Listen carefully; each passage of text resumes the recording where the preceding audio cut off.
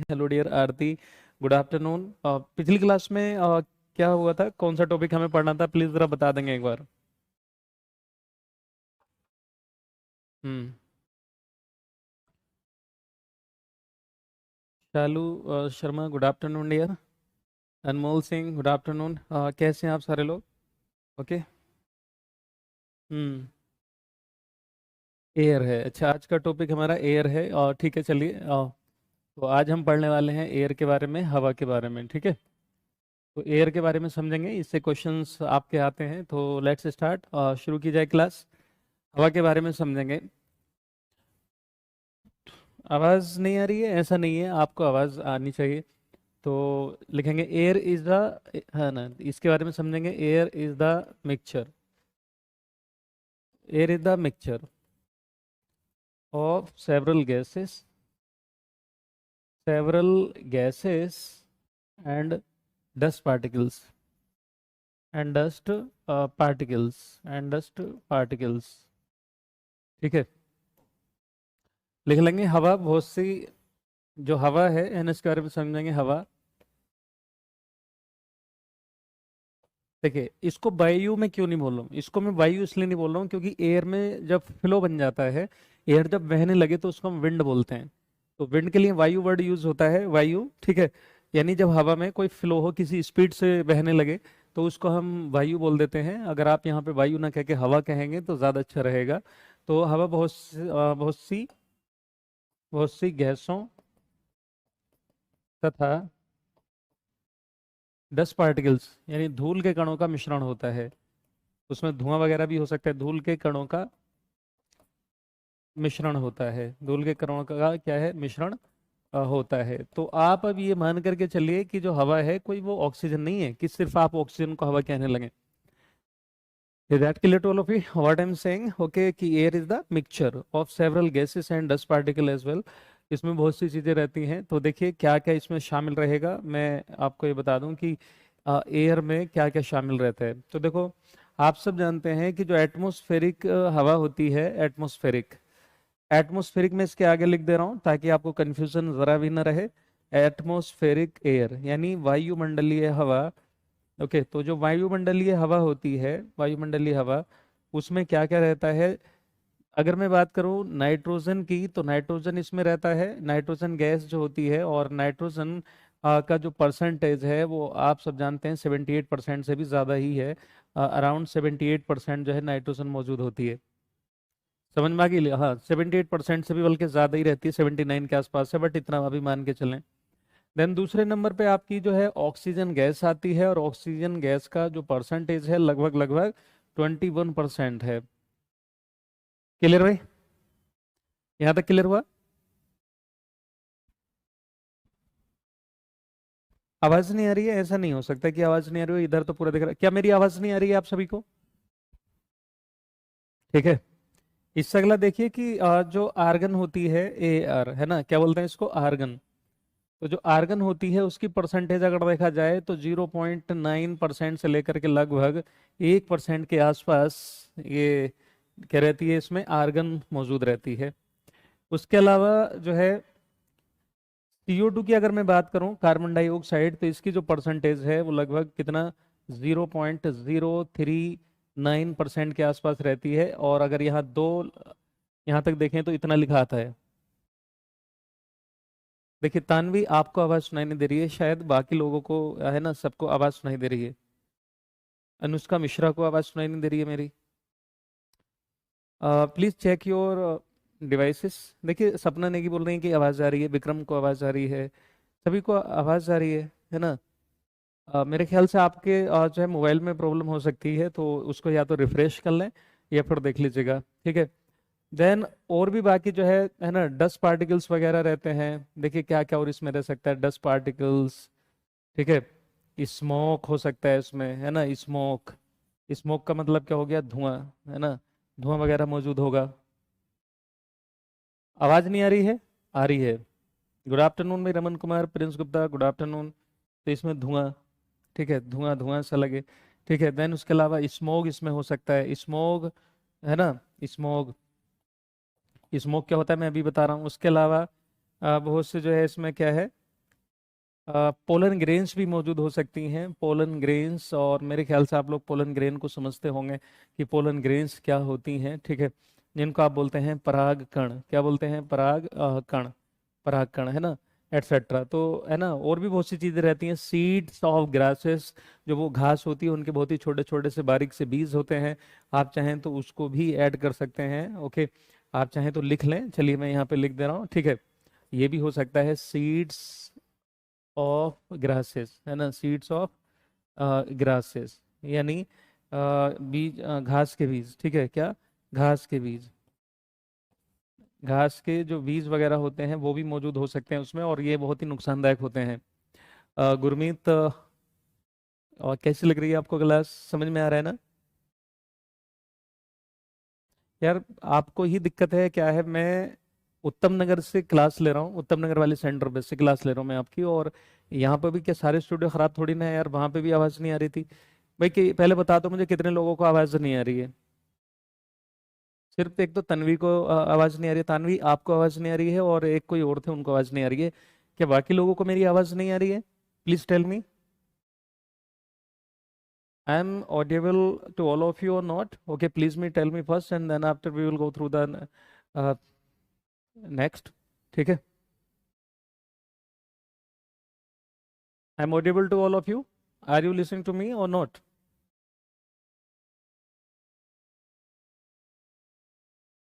देवेंद्र कुमार, नमस्कार भाई।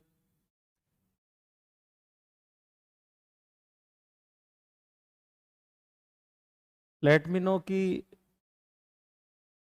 you are hearing or not. I am audible to all of you or not? एक अनुष्का मिश्रा को आवाज नहीं आ रही है, अनुष्का मिश्रा और तानवी, इन दो लोगों को आवाज नहीं आ रही है। देखिए तनुष्का और तानवी, बाकी सारे लोगों को आवाज आ रही है मेरी, है ना। शायद आपके मोबाइल में प्रॉब्लम है, या तो फिर आप उसको दोबारा से चलाइए। देखिए प्रिंस कुमार, आशीष, सोनिया, है ना, सुप्रिया, सब बोले आवाज आ रही है यार मेरी। ठीक है, तो प्लीज आप जरा अपने डिवाइस को चेक कर लें, ऐसा नहीं है कि हर बार जो है फॉल्ट जो है इधर से ही होगा। ठीक है,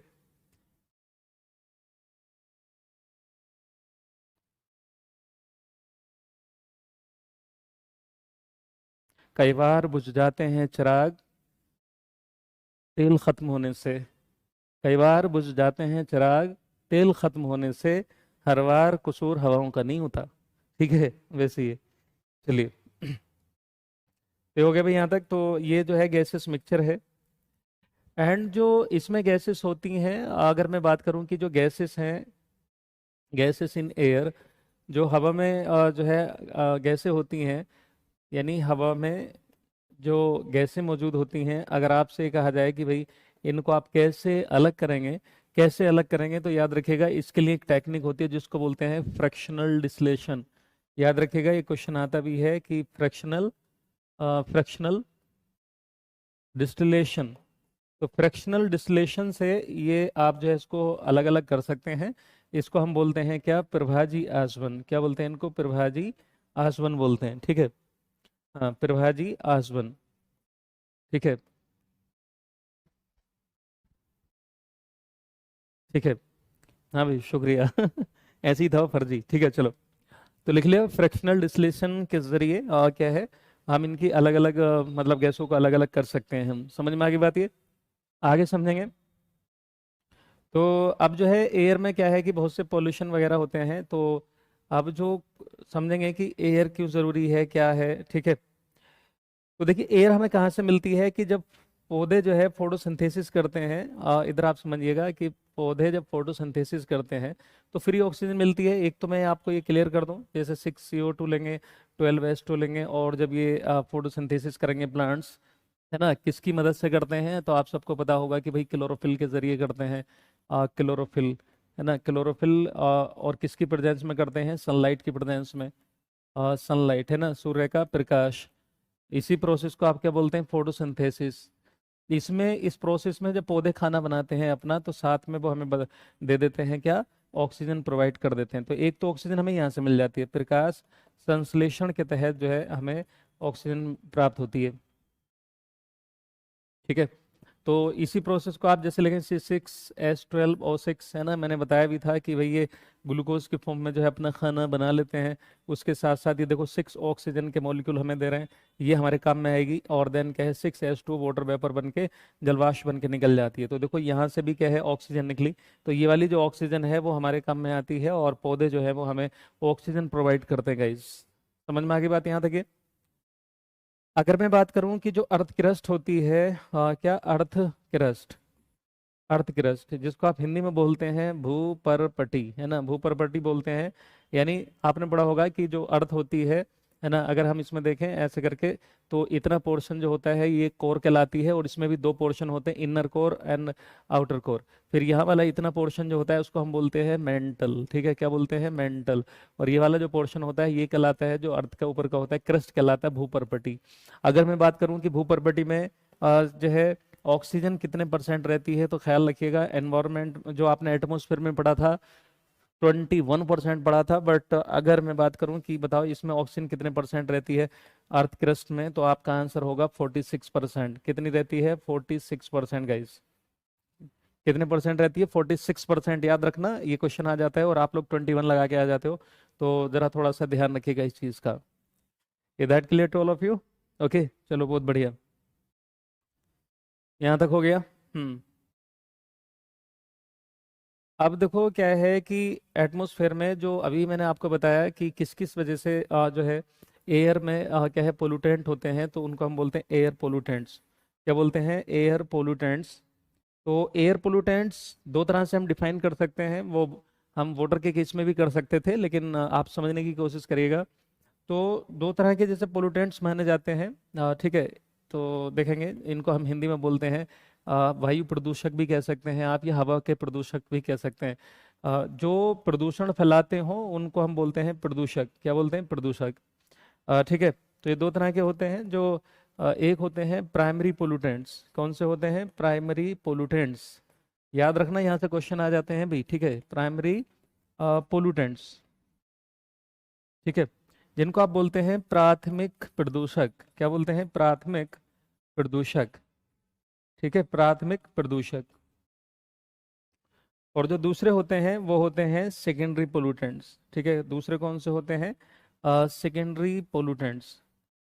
अब इन दोनों को समझना पड़ेगा आपको कि आखिरकार ये होते क्या, और इन पर क्वेश्चन आ जाएगा कि बताओ इनमें से कौन सा प्राइमरी पोल्यूटेंट है और कौन सा सेकेंडरी पोल्यूटेंट है। If you have any idea about to differentiate these both the pollutants, okay, तो you can define the pollutants, otherwise okay you will confuse।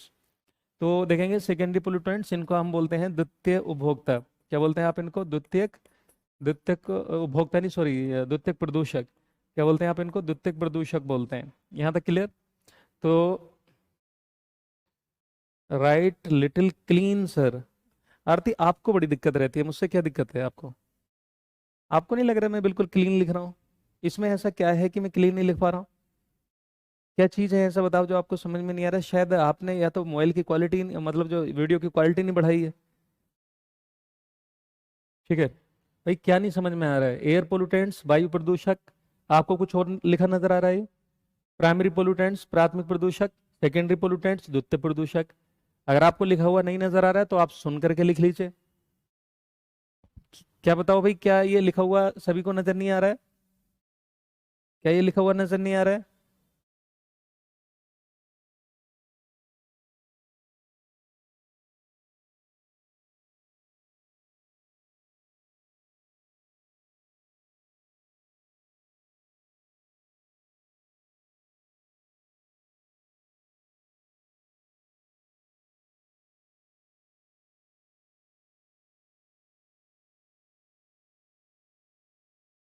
चलिए, तो एक हेडिंग डालेंगे कि भाई प्राइमरी पोल्यूटेंट्स क्या होते हैं। नमस्ते सुशीला, नमस्ते डियर, ठीक है। तो चलिए प्राइमरी पोल्यूटेंट्स क्या होते हैं इनके बारे में डेफिनेशन लिख लीजिएगा कि क्या होते हैं प्राइमरी पोल्यूटेंट्स। ऐसे वो पोल्यूटेंट्स जो सोर्स पे किसी स्रोत से डायरेक्ट निकलते हों वो कहलाते हैं प्राइमरी पोल्यूटेंट्स, ठीक है। तो समझ लेंगे, इनके बारे में लिख लेंगे। Those pollutants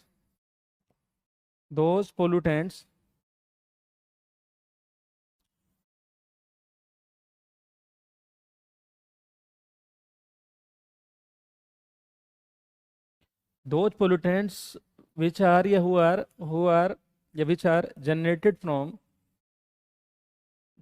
from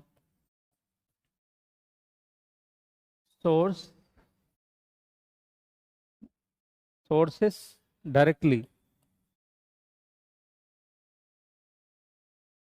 Those pollutants which are generated from source directly या sources directly are called primary pollutants. Are called primary pollutants. Are called primary pollutants. Hindi में लिखेंगे वे प्रदूषक जो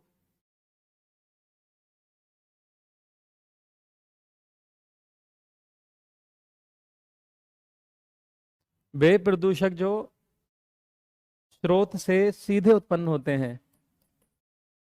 वे प्रदूषक जो स्रोत से यानी जो जरिया होगा कहीं से सीधे उत्पन्न होते हैं या स्रोत से है ना, तो सीधे उत्पन्न होते हैं। वे वे प्रदूषक जो स्रोत से सीधे उत्पन्न होते हैं प्राथमिक प्रदूषक कहलाते हैं। वे प्रदूषक जो सोर्स से यानी जरिए से या स्रोत से सीधे उत्पन्न होते हैं प्राइमरी प्रदूषक कहलाते हैं। इनके कुछ एग्जाम्पल्स आइए देखते हैं। फॉर एग्जाम्पल जैसे देखो, जैसे धुआं है तो धुआं डायरेक्ट आप लकड़ी, प्लास्टिक, उपले कुछ भी आप जलाते हैं तो वहां से देखो बिल्कुल सीधे निकल करके एनवायरमेंट में आता है।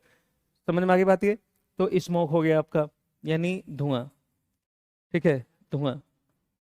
इसके अलावा देखो जैसे आपने पढ़ा होगा सोक्स नॉक्स, है ना, सल्फर के ऑक्साइड होते हैं ये, सल्फर डाई ऑक्साइड हो सकता है, सल्फर मोनोऑक्साइड हो सकता है, यानी एक्स की जगह है ना 3 भी हो सकता है, सल्फर ट्राईऑक्साइड हो सकता है। यहाँ एक्स की जगह जो होगा, जो ये लिखा है ना छोटा सा एक्स, इसका मतलब होता है 1, 2 या 3 ऑक्सीजन के कोई एटम हो सकते हैं। इसके अलावा देखिए जैसे एसिड रेन, अभी इसके बाद में हम ये सब पढ़ने वाले हैं। तो जैसे एसिड रेन है ना, एसिड रेन को हम हिंदी में बोलते हैं अम्लीय वर्षा। नहीं नहीं, एसिड रेन जो सेकेंडरी में आएगी, सॉरी सॉरी, है ना। इसके अलावा ये हो गया आपका, और क्या हो सकता है, जैसे पर्टिकुलेट मैटर्स,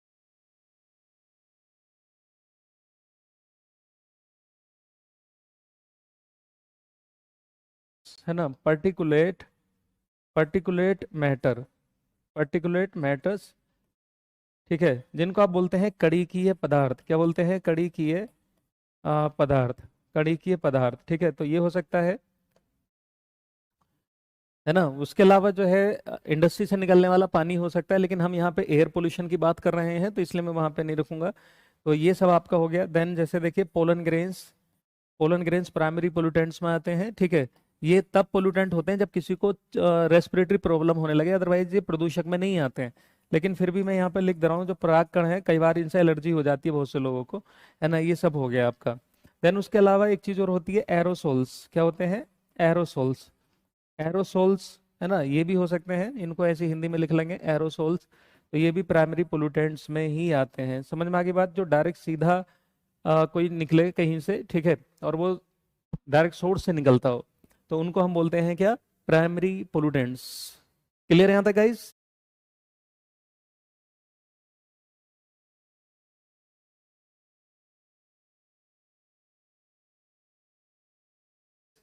चलिए अब आगे बढ़ते हैं। ओके, आगे बढ़ेंगे।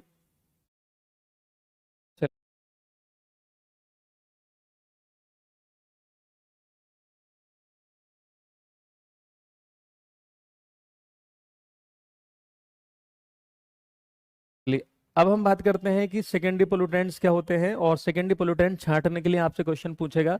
तो दूसरा हेडिंग डाल लेंगे secondary pollutants. Secondary pollutants, secondary pollutants, इनको आप बोलते हैं द्वितीय प्रदूषक। क्या बोलते हैं? द्वितीय प्रदूषक।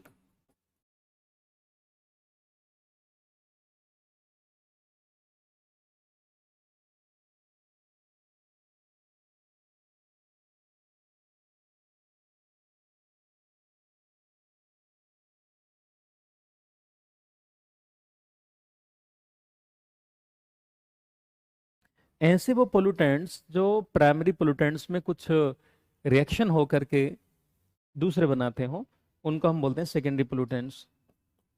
तो इनकी डेफिनेशन कुछ इस तरह से होगी, those pollutants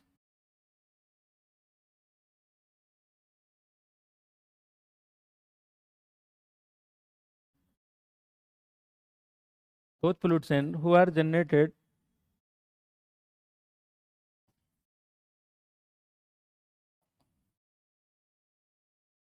generated formed from primary pollutants from primary pollutants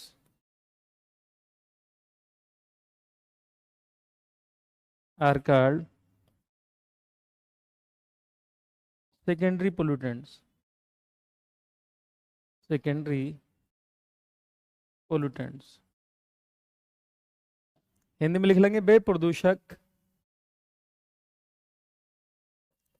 बे प्रदूषक जो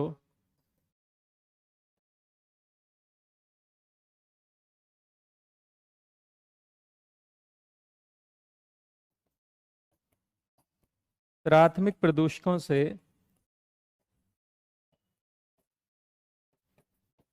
उत्पन्न होते हैं।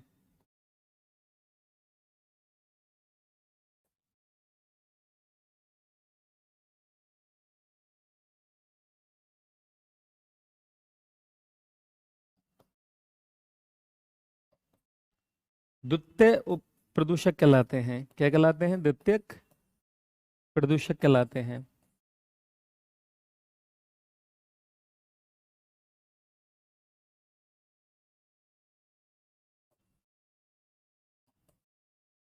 ठीक है भाई, तो ये बात आपको समझ में आ गई। अब इसके कुछ एग्जाम्पल गिने चुने हैं जो आप लोगों को याद रखने हैं, और छांटने के लिए आपसे यहाँ से क्वेश्चन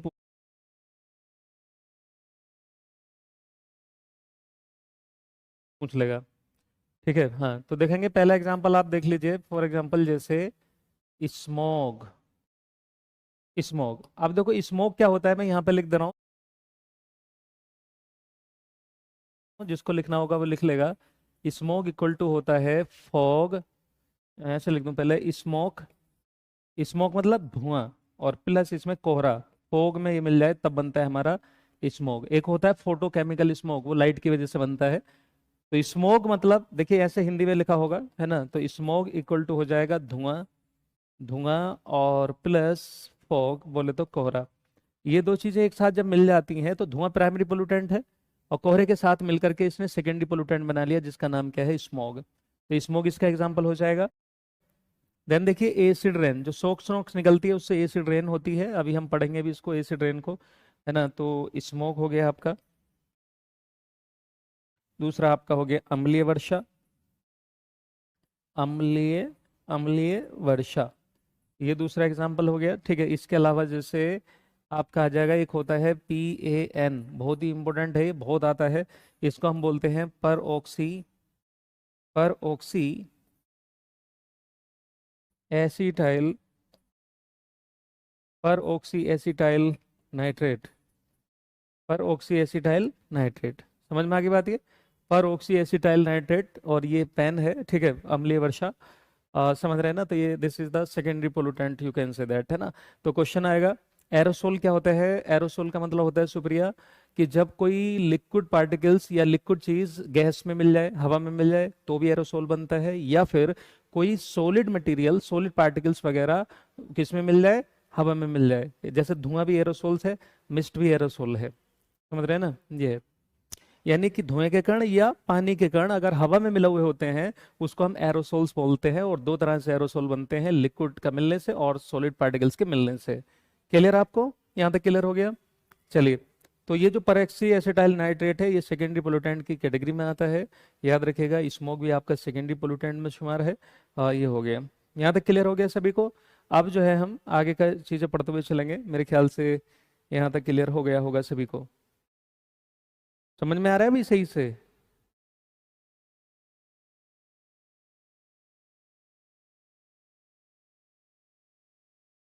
क्लियर भाई यहाँ तक? ये चलो, दैट्स गुड। मैं आगे बढ़ूँ? मैं आगे तभी बढ़ूंगा जब आपको यहाँ तक सारा अंडरस्टैंड हो गया हो। ओके, अंडरस्टूड हो सारा यहाँ तक, फिर आगे चलेंगे हम अब।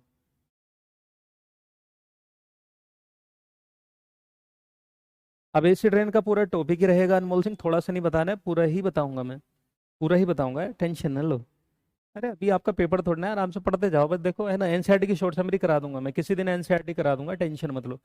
अरे मुझे ही कराना है यार, आपके एग्जाम आपसे ज्यादा पता है, आपसे ज्यादा आपके टीचर्स को टेंशन रहती है अपने सिलेबस को लेकर के यार, आप सोचा करो, ठीक है, हो जाएगा। तो देखिए इससे अगला आप देखेंगे, चलिए, ये भी एयर पोल्यूशन की कैटेगरी में ही आता है, और हम इसमें अभी हम पढ़ने वाले हैं एसिड रेन। क्या पढ़ने वाले हैं? एसिड रेन, है ना, एसिड रेन, अभी सारी चीजें समझेंगे, ग्रीन हाउस इफेक्ट भी समझेंगे, सारा समझेंगे। तो अम्लीय वर्षा, भाई एक ही मिनट में थोड़ी ना आप सारा कुछ समझ लेंगे, थोड़ा सा टाइम लगता है, और धीरे धीरे इंसान सीख जाता है, एक दिन में तो आप कोई भी चीज नहीं सीख पाएंगे। अम्लीय वर्षा, अम्लीय वर्षा, बहुत बढ़िया, चलिए। अम्लीय वर्षा, अम्ल का मतलब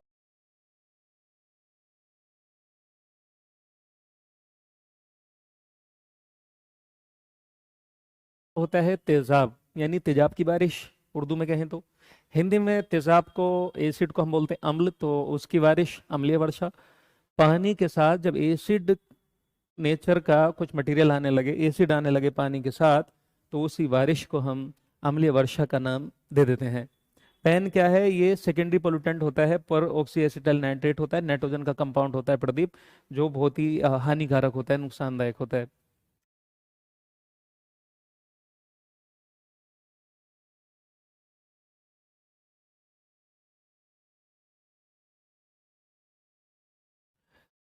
तो जो एसिड रेन है, अच्छा एसिड रेन से पहले एक चीज आप समझ लीजिएगा, एसिड रेन से पहले एक थोड़ा सा एक चीज समझ लो, मैंने यहाँ पे एक चीज लिखी थी, पर्टिकुलेट मैटर, मैं थोड़ा सा इसके बारे में बता दूं। पर्टिकुलेट मैटर, अभी एसिड रेन पे मैं आ रहा हूँ, थोड़ा सा इसको मैं बता दूं। पर्टिकुलेट मैटर, आपकी कॉपी में जगह हो तो कहीं ना कहीं ऐड कर लीजिएगा इनको, आप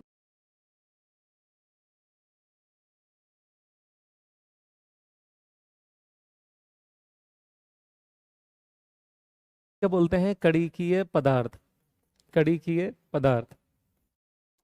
तो ये जो होते हैं कड़ी के पदार्थ पे आजकल क्वेश्चन इससे आ जाता है, तो ये दो तरह का होता है, इसको शॉर्ट में बोलते हैं ऐसे करके, पी एम करके बोल देते हैं, पर्टिकुलेट मैटर, या फिर इसको ऐसे भी लिख देते हैं, पीएम, ऐसे करके पर्टिकुलेट मैटर।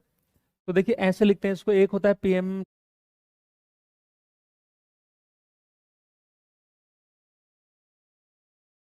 10 होता है, और एक होता है पीएम 2.5 होता है, ठीक है।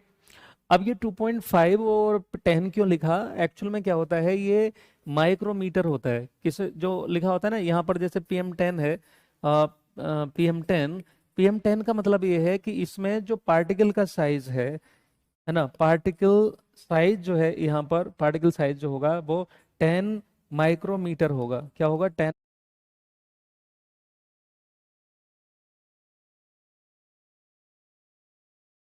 माइक्रोमीटर। और माइक्रोमीटर का जो सिंबल होता है माइक्रोन का, तो हम इसको ऐसे लिख सकते हैं, माइक्रोमीटर, माइक्रोन, माइक्रोन का सिंबल ही होता है। और आप सब जानते हैं कि 1 माइक्रोमीटर इक्वल टू होता है 10⁻⁻⁶ मीटर, यानी इतना छोटा होता है ये।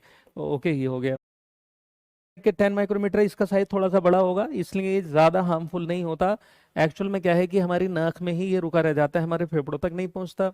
अगर मैं ये लिख दूं PM10 की जगह 2.5, ओके, तो इसका मतलब ये है कि इसमें पार्टिकल का साइज जो है वो 2.5 माइक्रोमीटर है, और ये एक टाइप का बिल्कुल फाइन, बिल्कुल महीन, है ना, फाइन पार्टिकल है। ओके, यानी हम कह सकते हैं कैसे होंगे, फाइन पार्टिकल्स होंगे ये, बहुत ही महीन कण होंगे। कैसे होंगे? महीन मतलब बहुत ही बारीक से महीन कण होंगे, और ये ज्यादा हार्मफुल होते हैं, because they cause the respiratory problems to us, because they go inside, goes inside of, they go inside our body by the inhalation through the lungs, right?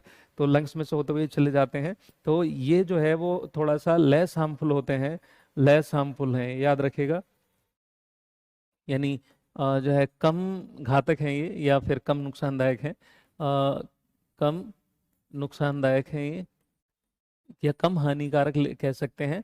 और ये जो होते हैं वो क्या है, मोर हार्मफुल हैं, है ना, मोर हार्मफुल या मोर, है ना, ये नुकसान ज़्यादा देते हैं क्योंकि ये बहुत ही छोटे पार्टिकल्स होते हैं, तो ये अधिक हानिकारक हैं, ठीक है, अधिक नुकसानदायक हैं या हानिकारक हैं। नुकसानदायक उर्दू में हो गया, हिंदी में आप लिखेंगे तो क्या क्या लिख लेंगे कि ये ज़्यादा हानिकारक हैं। समझ में आ गई बात ये? हाँ, क्यों? क्योंकि ये हमारे अंदर जा करके रेस्पिरेटरी प्रॉब्लम कॉज करते हैं। क्या करते हैं? रेस्पिरेटरी प्रॉब्लम्स कॉज करते हैं, रेस्पिरेटरी प्रॉब्लम्स, ठीक है, कॉज करते हैं, यानी श्वसन संबंधित बीमारी कॉज करते हैं, श्वसन संबंधित हाँ, श्वसन संबंधित बीमारी उत्पन्न करते हैं, सांस के जरिए चले जाते हैं। बबीता कुमारी, गुड आफ्टरनून डियर। चलो भाई, यहाँ तक समझ में आ गया सभी को? चलिए अब आ जाते हैं हम एसिड रेन पर, लेकिन ये पीएम के बारे में जरूर लिख लेना, है ना, पर्टिकुलेट मैटर है ये। समझ में आ गई बात ये? चलो दोस्तों आगे बढ़ते हैं। हम्म। गुड आफ्टरनून प्रकृति राज, गुड आफ्टरनून। आप लेट आ रहे हैं आप लोग कुछ, है ना? चलो कोई नहीं, आपको ये रिकॉर्डेड सेक्शन में मिल जाएगी वीडियो। जो लोग अभी आ रहे हैं, परेशान होने की जरूरत नहीं है, ये आप बाद में जरूर देख लीजिएगा, लेकिन आपके रिकॉर्डेड सेक्शन में पड़ी रह जाएगी। ठीक है। ये हो गया यहाँ तक? ये चलिए, अब हम बात करेंगे किसकी? एसिड रेन की। ठीक है, तो किसके बारे में पढ़ने वाले हैं हम? Acid rain. चलिए अब अगला हेडिंग डाल लेंगे, एसिड रेन। तो चलो समझते हैं जरा एसिड रेन को। एसिड रेन, अम्लीय वर्षा, तेजाब की बारिश, है ना, अम्लीय वर्षा। अम्लीय वर्षा क्या होती है? और ये मैंने बताया नहीं होगा मेरे ख्याल से, अभी समझाया नहीं है, तो अभी जरा इसको कायदे से समझ लीजिएगा। देखिए, जितना भी जहाँ पर भी कोयला जलाया जाता है, कोयले को जला करके बिजली बनाई जाती है, या कहीं पे कोयला जलाया जाता है जो फॉसिल फ्यूल वाला कोयला होता है, जो, है ना, उस कोयले को जब जलाते हैं तो CO2 गैस निकलती है और प्लस हीट निकलती है, अगर कोयला प्रॉपर जलेगा। एंड वन मोर थिंग कि sulphur present in coal as an impurity. अशुद्धि के रूप में, अशुद्ध के रूप में कोयले के अंदर थोड़ी सी सल्फर मौजूद होती है। प्रकृतिराज, वेलकम है आपका। ओके, तो जब हम उसको जलाते हैं कोयले को, तो जब सल्फर भी साथ में जलेगी तो वो ऑक्सीजन से रिएक्शन करेगी, तो सल्फर के ऑक्साइड निकलने लगते हैं, यानी स्टोक्स करके निकलने लगेगा। अब यहाँ एक्स का मतलब याद रखिएगा, 1 हो सकता है, maybe 2, and maybe 3 over there. यानी ये अगर मैं इसको लिखना चाहूँ तो देखो, मैं ब्रैकेट में लिख दे रहा हूँ, ये सल्फर मोनोऑक्साइड हो सकता है, सल्फर डाइऑक्साइड गैस भी हो सकती है, and it may be sulphur trioxide gas. Okay, तो all three may be present, and 2 में भी प्रेजेंट, और may be 1 present among all the threes. इन तीन में से कोई एक प्रेजेंट हो सकती है, 2 भी हो सकती है, 3 भी हो सकती है, यानी सल्फर का कोई ऑक्साइड होगा। ज्यादातर जो होती है वो सल्फर डाइऑक्साइड होती है, समझ रहे हैं ना? अब ये जब एटमॉस्फेयर में उड़ करके जाती है, तो आप सब समझते हैं कि एटमॉस्फेयर में जल वाष्प के रूप में क्या है? वाटर वेपर मौजूद होती है। किस फॉर्म में होती है ये? जल की जो वाष्प होती है वो वेपर फॉर्म में रहती है, यानी वी कैन से दैट कि ये वाष्प के रूप में मौजूद होगी इन्वायरमेंट में, एटमॉस्फेयर में। समझ में आ गई बात ये? अब जब ये से रिएक्शन करती है तो ये पहले बनाती है sulphurous acid, and then after finally sulphuric acid will form. तो फाइनली जो होगा वो आखिर में जो होगा H2SO4 जनरेट हो जाएगा। ओके, जिसको आप बोलते हैं सल्फ्यूरिक एसिड। क्या बोलते हैं? Sulphuric acid. तो सल्फ्यूरिक एसिड बन करके भाई तैयार हो गया। सल्फ्यूरिक अम्ल आप इसको हिंदी में लिखेंगे, similar to the sulphur compound. Okay, there are loads of causes through which the nitrogen oxide also generated into the atmosphere. अब बहुत से ऐसे कारण हैं कि जिनमें से, जैसे रिफाइनरी होती है, तेल शोधक कारखाने, वहां से भी सल्फर का कंपाउंड निकलता है। कई बार जो है कंडे उपले जलाने से भी उनमें नाइट्रोजन के कंपाउंड निकल सकते हैं। ठीक है, तो नाइट्रोजन के जो ऑक्साइड होंगे वो भी क्या है? बिल्कुल उसके जैसे हो सकते हैं, नाइट्रोजन मोनोऑक्साइड हो सकता है। यहाँ पर भी एक्स का मतलब जो है ऑक्सीजन के नंबर को दिखाएगा, 1 2 3 में भी देयर। तो नाइट्रोजन अगर 1 होगा तो नाइट्रोजन मोनोऑक्साइड, 2 होगा तो नाइट्रोजन डाइऑक्साइड, एंड अगर 3 होगा तो nitrogen trioxide, similar to the sulphur oxide of sulphur. Okay, both the things are same. ठीक है, जैसा आप यहाँ देख पा रहे हैं, क्लियर? अब ये जब वाटर वेपर से रिएक्शन करेगा, ये भी एटमॉस्फेयर में जब जाएगी हवा ये गैस उड़ करके जाएंगी, तो ये भी किस फॉर्म में? भाई एटमॉस्फेयर में जो पानी है वाष्प के रूप में रहता है। ओके, वाष्प के रूप में इस तरह से रहेगा जैसे भी आप यहाँ देख रहे हैं। ठीक है। अब ये जब रिएक्शन करेगा इससे, तो ये बनाएगा पहले नाइट्रस एसिड, एंड फाइनली ये बना करके तैयार कर देगा। क्या हो जाएगा? Nitric acid, HNO3, that is the formula of nitric oxide, sorry nitric acid. तो ये नाइट्रिक एसिड बन गया। तो there are 2 acid, one is sulphuric acid and second one is the nitric acid. ठीक है, these acid causes, these both acid causes acid rain, ठीक है। तो यही दोनों अम्ल हिंदी में लिख लेंगे, ये दोनों अम्ल अम्लीय वर्षा का कारण है, ठीक है, एसिड रेन। तो हिंदी में लिख लेंगे ये दोनों अम्ल अम्लीय वर्षा का कारण है। ओके, तो सल्फ्यूरिक एसिड हो गया और एक हो गया आपका नाइट्रिक एसिड। क्लियर गाइस यहाँ तक? हम्म।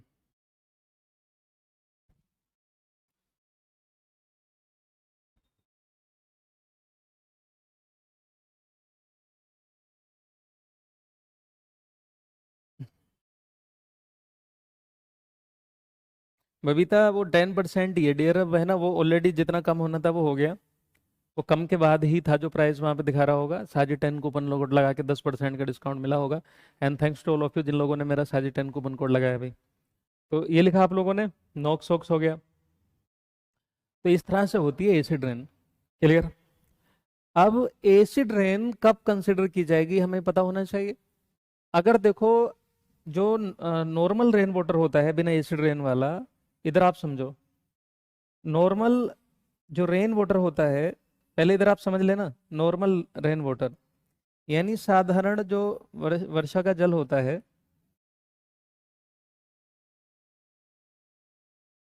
साधारण वर्षा का जो जल होता है उसमें एक स्लाइटली एसिडिक नेचर होता है, हल्का सा एसिडिक नेचर होता है, may be slightly acidic nature present होगा। तो उससे एसिड रेन हम नहीं मानते। इसको कहेंगे कि हल्का सा अम्लीयता होती है, हल्की सी, हल्का सा हल्की सी अम्लीयता होती है, थोड़ी सी अम्लीयता होगी, मतलब हल्का सा तेजाबिक नेचर होगा। तो वो किस एसिड की वजह से होता है, तो याद रखिएगा उस ये होता है किसकी वजह से, तो इसमें आप ध्यान दे लीजिएगा, ये होता है कार्बोनिक एसिड की वजह से। जबकि ये कोई हार्मफुल कोई खास है नहीं, ज्यादा एसिडिटी कर नहीं पाता है, कार्बोनिक एसिड की वजह से होगा, जिसका फॉर्मूला होता है H2CO3। ठीक है, समझ रहे हो ना। एटमोस्फेयर में जो CO2 होती है वो हाइड्रोजन के साथ जुड़ी करके कार्बोनिक एसिड बना लेती है, वाटर वेपर के साथ मिल करके। तो जो कार्बनिक एसिड की वजह से एसिडिटी हो रही है, ये कोई खास एसिड रेन की कैटेगरी में नहीं आएगा। अगर आपसे क्वेश्चन कभी पूछ ले कि what is the reason behind the normal acidic nature of the normal rain water, है ना, then you will choose the कार्बनिक acid. If question come as what are the causes for acid rain, है ना, जब whenever भी इसे कहा जाए कि एसिड रेन किसकी वजह से होती है, तब आपको HNO3 और H2SO4 बताएंगे। इनमें से कोई एक भी हो सकता है, दोनों भी हो सकते हैं। ओके, चलिए। अब देखो एक चीज आप समझिएगा कि अगर मैं ये कहूं कि अगर आपसे क्वेश्चन पूछ ले कि बताओ एसिड रेन में contribution in acid rain, contribution in acid rain यानी अम्लीय वर्षा में, अम्लीय वर्षा में योगदान। अगर ये मैं कहूँ कि अम्लीय वर्षा में किसका योगदान कितना होता है, तो वो आप यहाँ पर आप देख लें कि इसमें जो एक्चुअल में क्या है कि H2SO4 का रोल ज्यादा होता है, क्योंकि ये अवेलेबल ज्यादा है किसके मुकाबले, HNO3 के मुकाबले। यानी सल्फ्यूरिक एसिड ज्यादा रोल प्ले करता है as comparison to the nitric acid. So we can say that H2SO4 sulphuric acid generated from the SOx. तो हम ये कह सकते हैं कि सल्फर डाइऑक्साइड के ऑक्साइड का ज्यादा रोल है किसके मुकाबले, नॉक्स के मुकाबले। तो याद रखिएगा, अब इनमें से कोई ऐसे हो जाए, आ जाए ऑप्शन में, बताओ कि भाई जैसे ऐसे दे दिया आपको, बताओ किसकी वजह से जो है एसिड रेन होती है, ज्यादा रोल किसका है, किसका है। एक ऑप्शन में आपको दे दिया ये, दूसरे ऑप्शन में आपको दे दिया ये, तीसरे में आपको दे दिया कि भाई NO2, है ना, NO2, या फिर डी ऑप्शन में आपको दे दिया कार्बन मोनोऑक्साइड। तो अब आपसे कहेगी बताओ कौन सा सही आंसर है, बताओ। अगर ऐसा क्वेश्चन आ जाए, ये ऑप्शन आपको दे दिया कि बताओ मेन रोल कौन प्ले करता है एसिड रेन में, देखते हैं कितने लोग सही आंसर देंगे इसको पढ़ करके। अगर जिन लोगों ने ये वाली चीज समझ ली होगी उनका आंसर बिल्कुल ठीक आएगा, और जिन्होंने नहीं समझी है ये, उनका आंसर गलत आएगा। तो जल्दी से बताएंगे कि चलिए, ऑप्शन आपको ये दिया गया है कि what is the main reason of the acid rain, या which one of the following play a main role, है ना, in acidity, acidity of rain water या एसिड रेन। तो बताओ क्या आंसर आप लोगों का सही होना चाहिए। ऑप्शन आपकी नजरों के सामने है, आप आंसर कीजिए।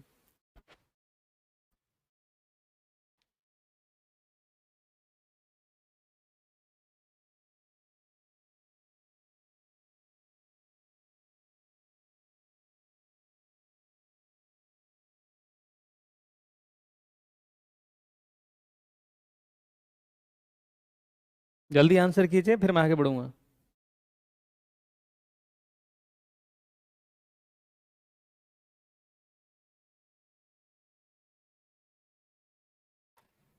अगर आप लोगों ने ये नहीं समझा तो देखो भाई, आंसर आप गलत करेंगे। बहुत बढ़िया, देखिए यहाँ पर मैं नाम पढ़ दे रहा हूँ। आशुतोष कुमार, मनसी गुप्ता, पूजा पंचाल, सोनिया यादव, इन सबके आंसर बिल्कुल ठीक हैं। गीतांजलि कुमारी का आंसर ठीक है, पंकज का आंसर ठीक है, चारू रानी का आंसर ठीक है। बहुत बढ़िया, भी मुझे अच्छा लगा। आई एम हैप्पी कि आप लोगों ने, है ना, are you are understanding okay what I am saying that. Prince Kumar, देखो आपका आंसर गलत है दोस्त। मैंने एसिड रेन लिखा है यार, उसमें मैंने आपसे ये कहा है कि एसिड रेन में रोल प्ले किसका है सबसे ज्यादा। यहाँ पे सुप्रिया, देखो आपका आंसर गलत कर रहे हो। आरती, आपका आंसर गलत है। प्रिंस कुमार, आपका आंसर गलत है। मैंने क्वेश्चन ये पूछा है कि मेन रोल किसका है ना। प्रदीप का आंसर बिल्कुल ठीक है, शैलजा का आंसर ठीक है। जिनका नाम मैं एक बार पढ़ दूं दोबारा आंसर मत करिएगा। पिंकी कुमारी, आपका आंसर ठीक है डियर। आप लोग यार देखो, कई लोगों के आंसर गलत आए, और इससे जाहिर हो रहा है कि, हाँ शैलजा बिल्कुल ठीक है। Pooja, Priyanka Joshi, good afternoon dear. Nigam Kumari, आपका भी आंसर गलत है। मैंने पूछा है कि एसिड रेन वर्ड यूज किया मैंने एसिड रेन के लिए, मेन रीजन किसका है, बहुत अच्छा कंट्रीब्यूशन जो होगा सबसे ज्यादा किसका होगा। तो जिन लोगों ने आंसर चुना है ए, उनका आंसर गलत है। ये तो नॉर्मल के लिए होता है भाई, सही आंसर आपका ये है, मेन पूछा है मैंने। ऐसा तो इससे भी हो सकता है।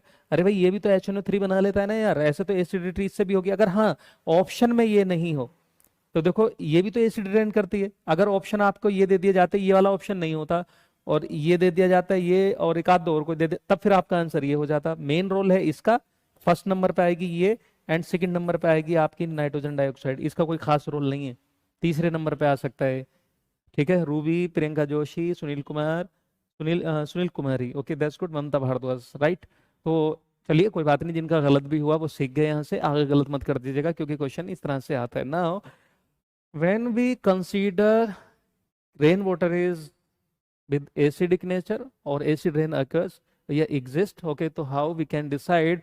Okay, how when the acid rain considered. Okay, तो on the basis of pH value you can say that कि भाई उसी बेस पे होगी, तो लिखेंगे acid rain considered when the pH value of rainwater. Acid rain considered when the pH value of rainwater becomes to equal. Acid rain considered when the pH value of rainwater. Acid rain considered when the pH value of rainwater becomes to equal or less than, comes to equal or less than 5.6। यानी मैं कह सकता हूं कि जब वर्षा के जल की पीएच वैल्यू 5.6 के बराबर या उससे कम होगी, तो वी कैन से दैट कि that water is the with acidic nature. हाँ, नॉर्मल में अनमोल बिल्कुल H2CO3 हो जाएगा बिल्कुल। हाँ प्रियंका जोशी, आपने भी सही आंसर दिया, दैट्स गुड, बहुत बढ़िया सपना। चलिए अच्छा कर रहे हैं आप लोग।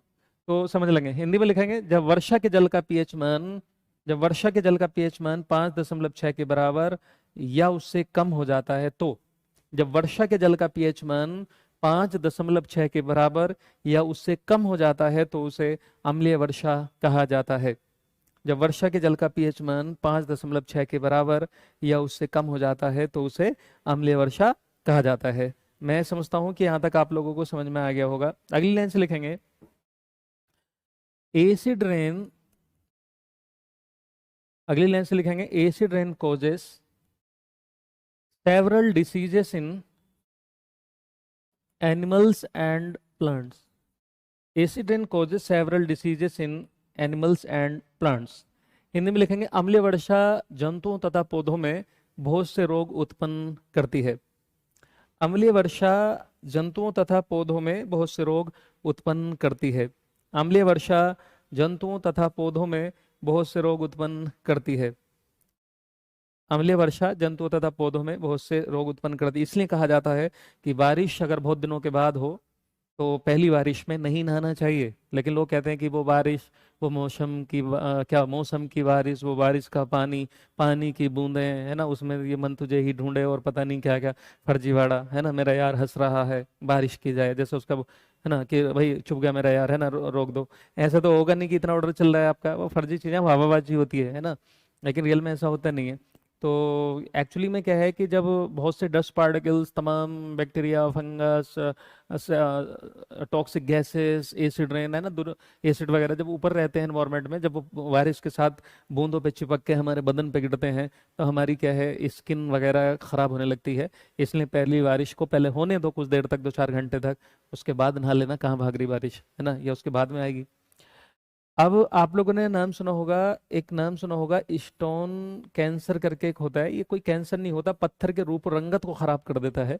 स्टोन कैंसर भी बोल देते हैं इसको, और इसी को हम स्टोन का कोढ़ बोल देते हैं। एक्चुअल में क्या है कि जिस तरह से इंसान के बदन में कोढ़ हो जाता है तो उसका बदन सड़ने लगता है, खराब होने लगता है, इसी तरह से पत्थर का रूप रंगत खराब हो जाती है। तो स्टोन कैंसर या stone leprosy, leprosy is caused by acid rain, ठीक है, एसिड रेन, या है ना, स्टोन में जो है इसको हम पत्थर का कैंसर बोल देते हैं। रियल में ये कोई पत्थर वत्थर है नहीं, ठीक है, और मतलब जो है कोई कैंसर नहीं है, तो पत्थर का कैंसर बोल देते हैं इसको। कि भाई पत्थर ना खराब हो जाता है, मतलब रंग उसका भद्दा पड़ने लगता है और उसमें छेद छेद से होने लगते हैं। या इसी को पत्थर का क्या है, कुष्ठ रोग भी बोल देते हैं, कुष्ठ रोग या कोढ़ बोल देते हैं इसको, ठीक है। किसकी वजह से होता है, उसका जो मेन रीजन है वो है अम्लीय वर्षा, ठीक है। अब जैसे कैसे, हाँ, तो ये लिख लेंगे कि भाई वर्षा का जो जल है ना, वो जो अम्लीय वर्षा है, मतलब ये जब पत्थर पे गिरती है, किसके, stone of monuments. Stone of monuments का मतलब, मॉन्यूमेंट छोड़ दो, बिल्डिंग लिख लो। मॉन्यूमेंट्स का मतलब पुरानी इमारतें होती हैं, बट यहाँ पर बिल्डिंग नई भी हो सकती है, पुरानी हो सकती है। आखिरकार जब ये मार्बल पे गिरता है, मार्बल पे, ठीक है, तो है ना, तो ये जो है इमारतों के, जब बिल्डिंग पे गिरेगा, मतलब इमारतों के पत्थर पे, तो पत्थर का रंग भद्दा पड़ जाएगा। जैसे आप लोगों ने सुना होगा कि जो ताजमहल है उसके उसका जो कलर है, येलोइश कलर ऑफ मार्बल, कहाँ पर, ताजमहल में। तो ताजमहल का जो कलर है वो अब पहले जैसा नहीं रहा, तो उसका जो पीलापन है, ताजमहल का जो संगमरमर है, इसको क्या बोलते हैं, संगमरमर, है ना, संगमरमर।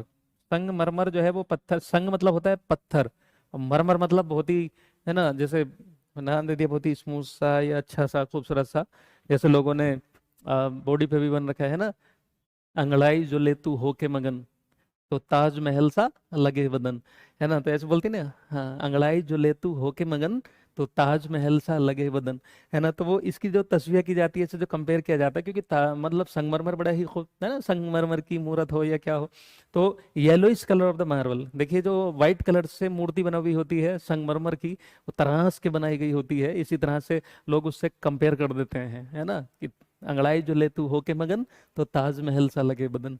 खैर चलो, तो ये हो गया भाई। तो ताजमहल का जो पीलापन है वो किसकी वजह से है, तो याद रखिएगा एसिड रेन की वजह से है। और एसिड रेन जो है वो पत्थर के रंग को खराब कर देता है। पेड़ पौधों पे अगर ये गिरे तो पत्ती के रंग को खराब कर सकता है, और ये फलों को खराब कर सकता है, बीजों को, फूलों को, कलियों को खराब कर सकता है। एसिड रेन एक आज बहुत बड़ा क्या है, चैलेंज बन गई है। और एक्चुअल में क्या है कि तमाम फैक्ट्रियों के धुएं में भी सॉक्स नोक्स निकलती है। और कुछ चीज़ों को देखा जाए तो जैसे रिफाइनरी से, है ना, तेल शोधक कारखानों से, इनसे निकलता है। समझ रहे हैं ना, तो मेरे ख्याल से आप लोग समझ गए होंगे। तो acid rain finish right now. कैसी लगी क्लास, कमेंट करके मुझे ज़रूर बताएं। ओके चलिए, तो अभी के लिए मैं इतना रहने दूंगा, इससे अगली क्लास में हम आगे पढ़ेंगे, याद मुझे दिला दीजिएगा। ओके, तो अगला जो है वो क्या है, ग्लोबल वार्मिंग, ठीक है। ठीक, बिल्कुल। हम्म, शुक्रिया, ठीक है, चलो। तो अगली क्लास में हम पढ़ेंगे, ओके, ग्रीन हाउस गैस या ग्रीन हाउस इफेक्ट पढ़ेंगे हम लोग, ग्रीन हाउस।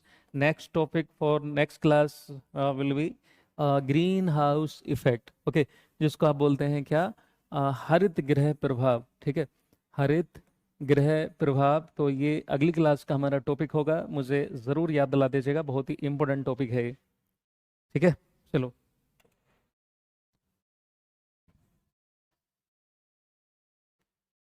तो मेरे ख्याल से यहाँ तक समझ में आ गया सभी को। ओवरऑल सभी को हार्मफुल है, यस, हमारी, हाँ, इन्वायरमेंट के लिए हार्मफुल है, इसलिए इन्वायरमेंटल इशू बना हुआ है। ओके, प्रियंका जोशी, सोनिया यादव, चलिए, अच्छा, ठीक है, सुनील कुमारी, सल्फर का रीजन से भी हो सकता है क्या, हाँ, हो सकता है, ठीक है, चलिए, तो अभी के लिए इतना। जय हिंद, जय Bharat, bye bye, take care. Okay, मिलते हैं अगली क्लास में। ठीक है, ओके, हैव नाइस डे।